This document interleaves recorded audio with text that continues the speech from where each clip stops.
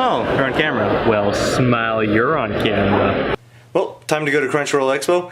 Got about an hour and a half to get on the plane, but let's go.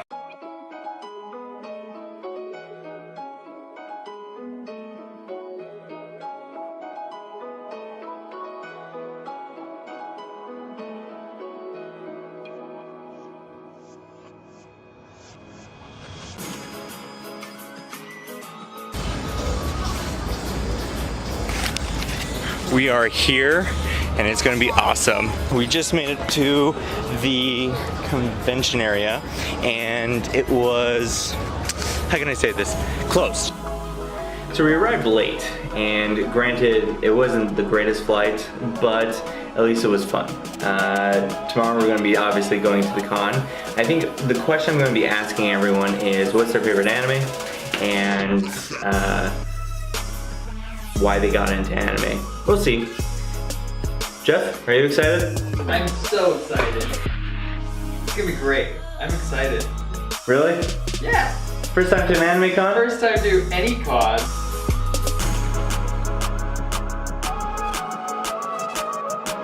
I just want to say thank you, Kyle. You're amazing. I'm trying something new. I'm actually going to try to give a good vlog experience of CrunchyRoll. But thanks, man. Take it easy. No problem. Like any great con, you have to be in lines.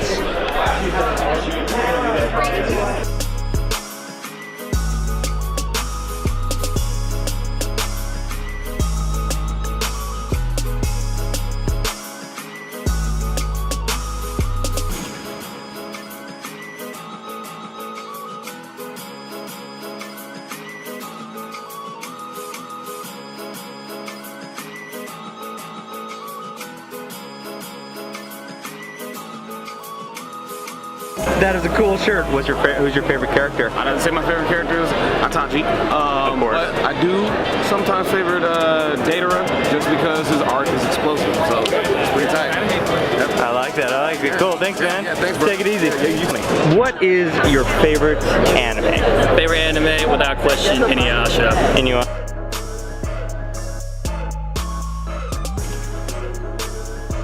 Time to return Finn. That feels so much better. Better? Yeah, let's call it good.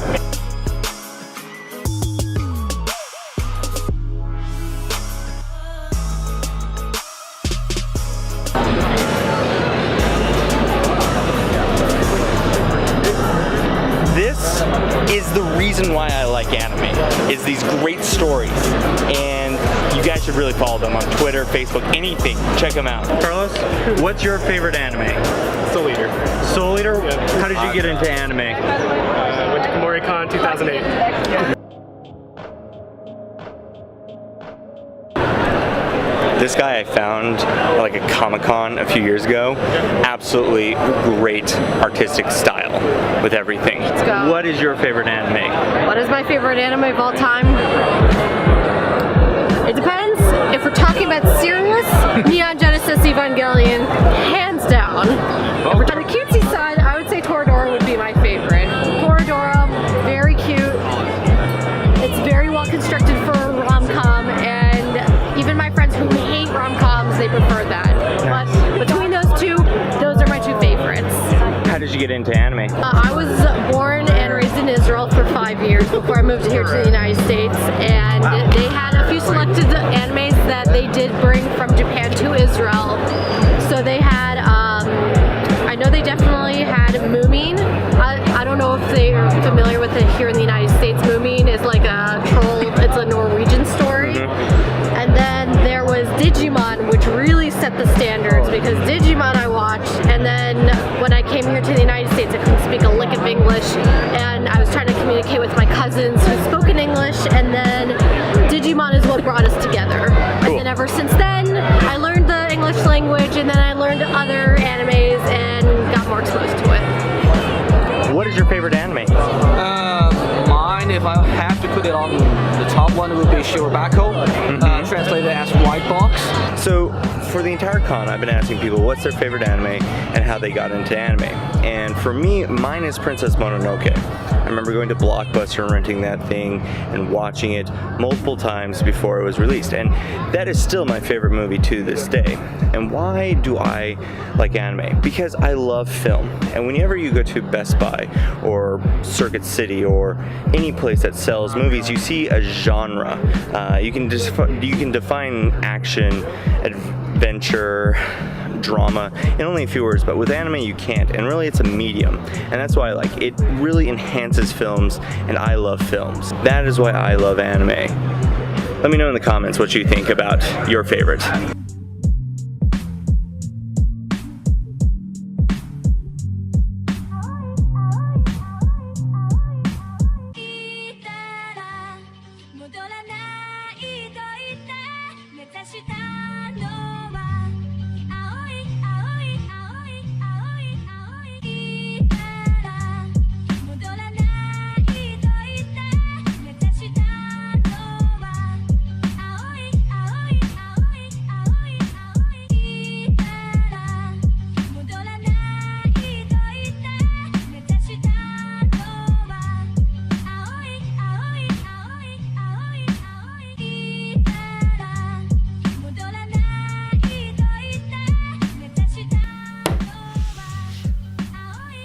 Well, I'm back, and first and foremost I had to say, was the CrunchyRoll Expo good? It was pretty good.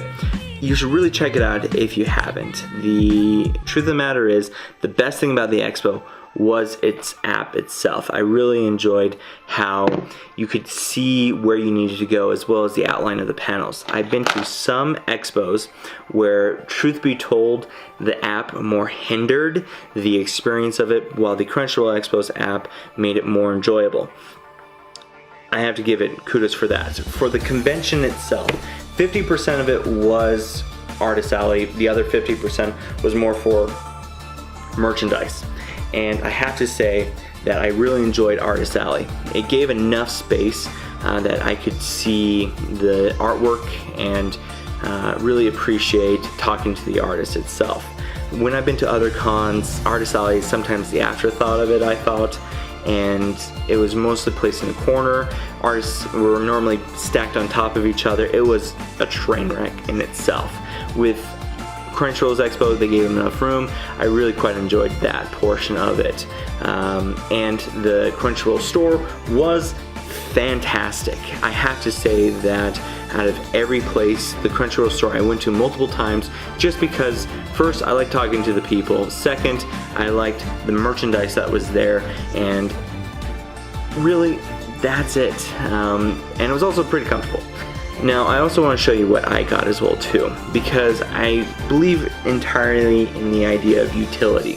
So I try to buy stuff that I will use. So first and foremost, I bought this shirt and this hat. And it was, at least on the side of clothing and artwork, fantastic. All the artwork was unique and original. At least in the way of merchandise, I did buy some movies. You're gonna see some of these as a review, so I won't show some of them, but I got like Appleseed, Afro Samurai, Napping Princess, which might be more coming to you in a review shortly, and also JoJo's Bizarre Adventure. I have seen the entirety of the series, but I wanted to get the physical copies itself, so while I was there I thought I would pick them up then. Now the panels, I have to just talk about this because I felt this was the only real downside of the entire expo. And what I mean by that, I wasn't talking about the guests. The guests really helped bring the panels alive, but I felt their talking points were very for newer anime fans.